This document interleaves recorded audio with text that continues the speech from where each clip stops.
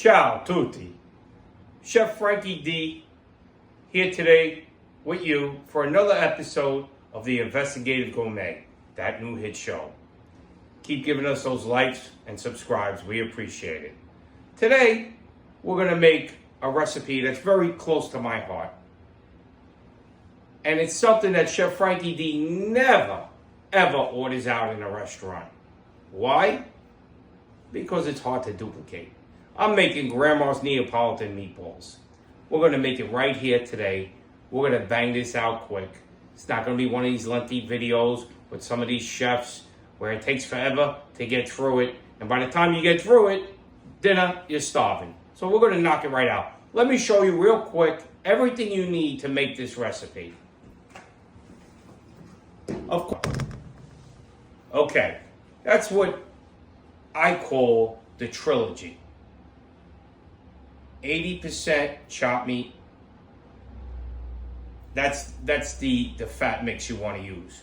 But we're doing a third, and a third. We're going to use a third 80% chopped meat, simple supermarket, some veal, and some pork. Pork sausage, the casings. You squeeze it out. I did that already. We save a little time. Okay, that's it. So that's the meat. Very important. That's the basic part. That's the root of the recipe. What else do we need? Of course, parsley and basil, capers, garlic powder, garlic, an egg,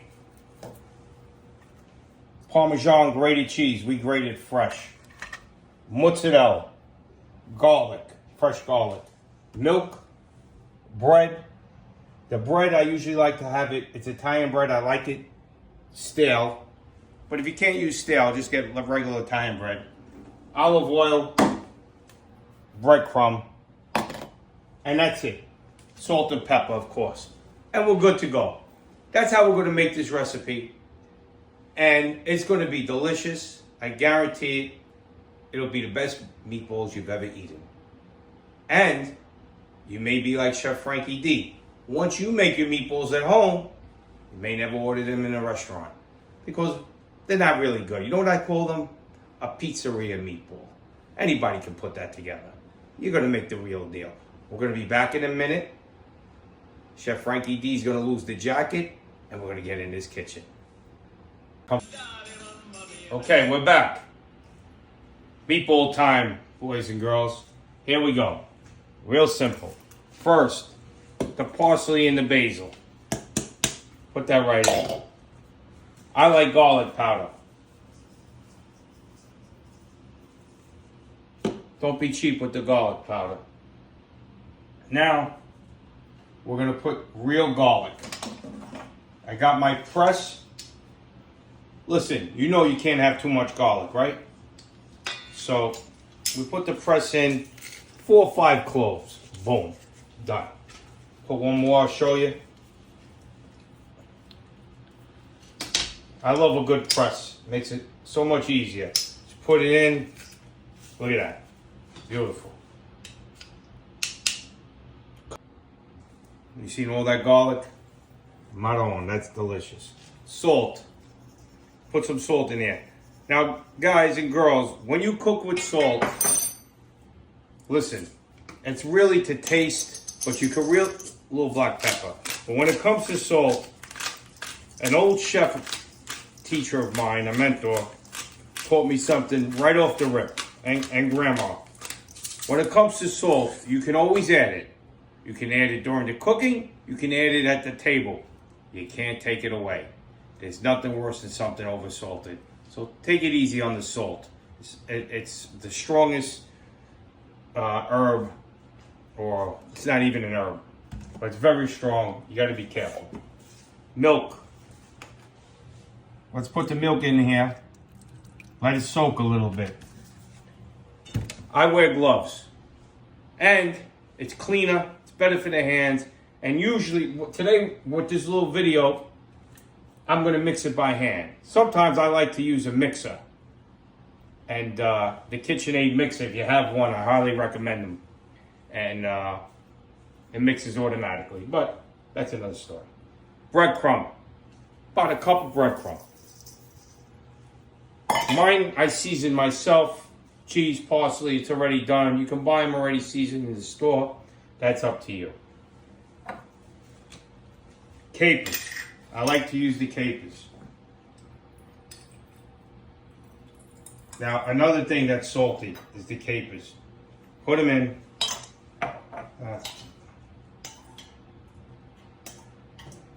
Having a little trouble getting the capers out. But add the capers. I like them. Okay. 1 egg. We're going to add some more capers. We're a little light on these capers.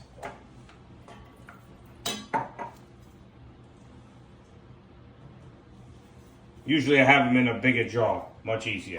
So, that's the amount of capers. Again, to taste. That's the egg. We throw that away.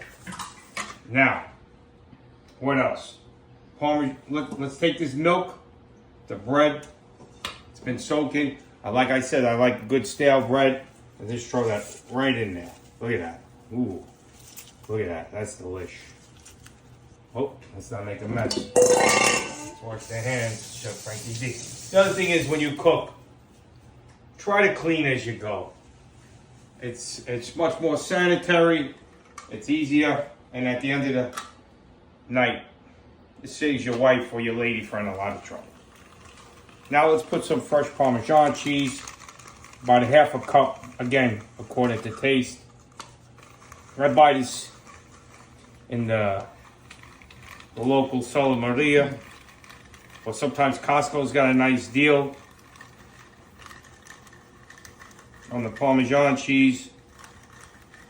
See that? Look at that. Beautiful. That's love right there. Okay. We'll go with the cheese. Well, come we gotta be careful. A little more pepper. We got the egg. Okay. Now, olive oil. Important. 1/4 cup of olive oil. Just throw that in there like that. And remember, all of this stuff, you know, it's not an exact science. You're going to figure it out, but we're all around the right measurements. And now what we're going to do, look at that. These are the meatballs. Look at that. We're going to mix it up. This is the way my grandmother used to do it. Oh, it was delicious. You know, back then, she'd give me a little of the chopped meat to taste. Can't do that now. You know, the Seminole police. But back then, we didn't care so much. Don't get me started. So anyway, let's just mix this up. We're going to mix it up real good. Okay. We're back. So, before we finish up, I'm not going to lie, Chef Frankie D tasted a little of that Parmesan cheese. Delicious. I helped myself with a little wine. Wine, cheese, meatballs, a salud. Cooking is such... You know who the best cooks are? People who love to eat. Not eat to live. No. Love to eat. I love to eat. I gotta watch the waistline too. But I love to eat, especially on Sunday. The meatballs, the gravy, and the pasta. Oh, that's another story. Gravy, sauce. That's a whole episode we're doing down the road. It's going to be very controversial. We're going to get to that one though. I got to save that. That's going to be a lot of hits. Gravy versus sauce. Okay, here we go. Don't get me started. So now, what I like to do, my grandmother never did this. I stuff the meatballs. Block of mozzarella. One thing when you work with a knife, guys, girls. Sharp knife. Always sharp knife. Dull knife bites. We don't need any injuries. Take it. Have one of these sharpeners, generic. You know, in the kitchens of the restaurants, we use a stone. We're not there right now. So, you're not going to use that at home. So, you're going to buy one of these on Amazon. Nice sharp blade. Always have a sharp blade. Mozzarella, right? We're going to cut it once, twice. Depends how many meatballs you have, right? And then what I like to do, I cut it again. I cut it again, right? There we go. Little squares. Ba-boom, ba-boom, boom, bang, bada bing, boom. Okay. Now, here's the next trick.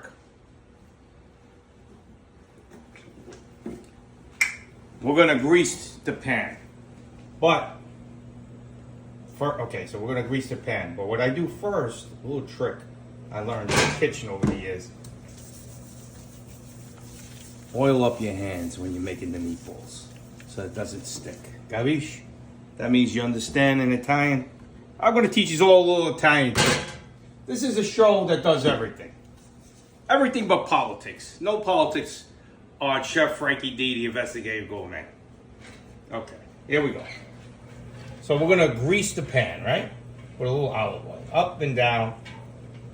And then sideways. Now, what I didn't tell you is the real old school way, and they don't do this in kitchens, you know, in restaurants because too many are made. The real old school way is to fry the meatball. All right, in a pan with the olive oil. But let's face it, that's not so healthy nowadays. And when you're making a lot of meatballs, you put them in the oven, just as good and healthier. We gotta save it, you know, the ticker. Okay. So, let me show you what we do. The size of the meatball, that's up to you. Personally, I like a medium-sized meatball. Okay? You take about that much.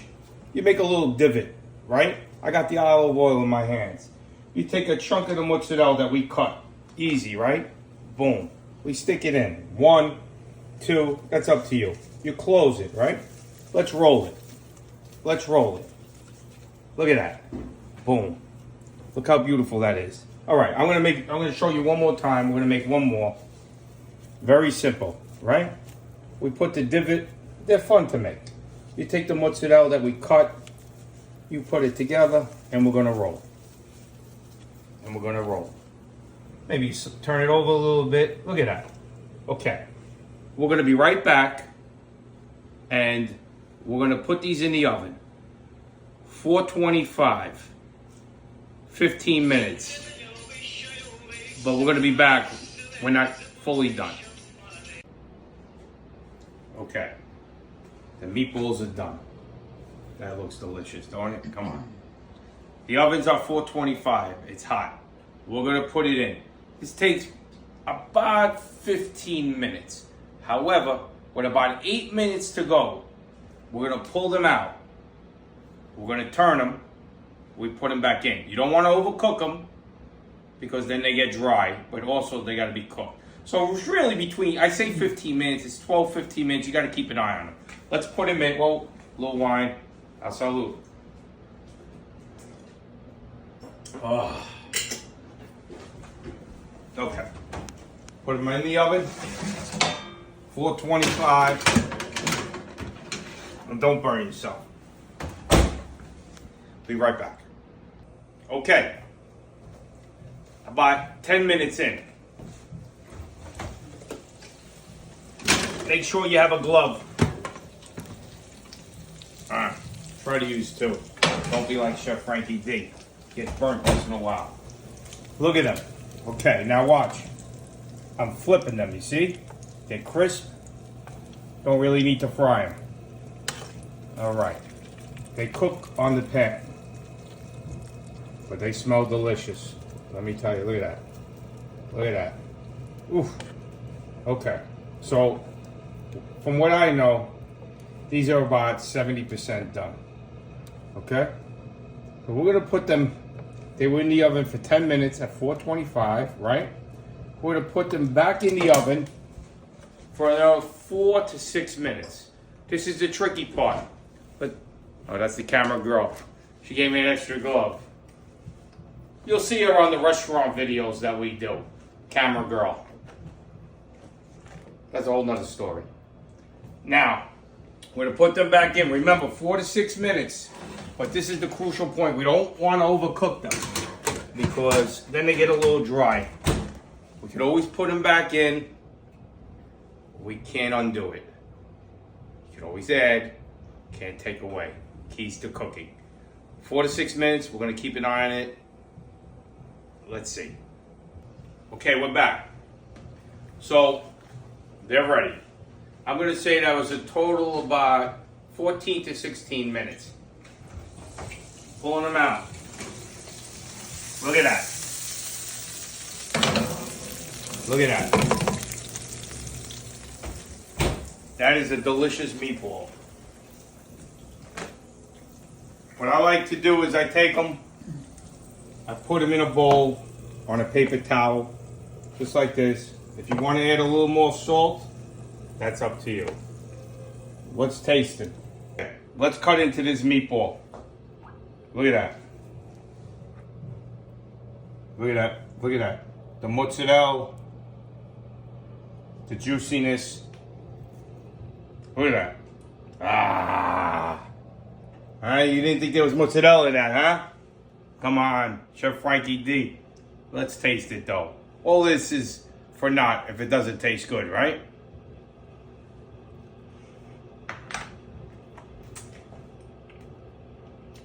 A little hot. I gotta try one more. I don't want to steer you people wrong.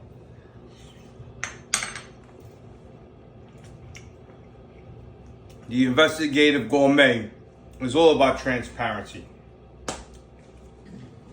This here, you see it, is why the Investigative Gourmet never, ever orders a meatball out. When you're done making this recipe, you won't either. Okay, so you got the meatballs. This is the way we do it. We're going to be back with a new episode very shortly. We're going to be putting out some new t-shirts, hats, aprons for the Investigative Gourmet. Working very hard on production right now. We're a little bit behind. But put it in order. We're on YouTube. Hit us the like. Give us a subscribe. Put a comment. We'll give you a recipe. Any questions on cooking, I'm happy to help you. I hope you enjoyed it. I did. And I'll catch you later on the next episode of the Investigative Gourmet.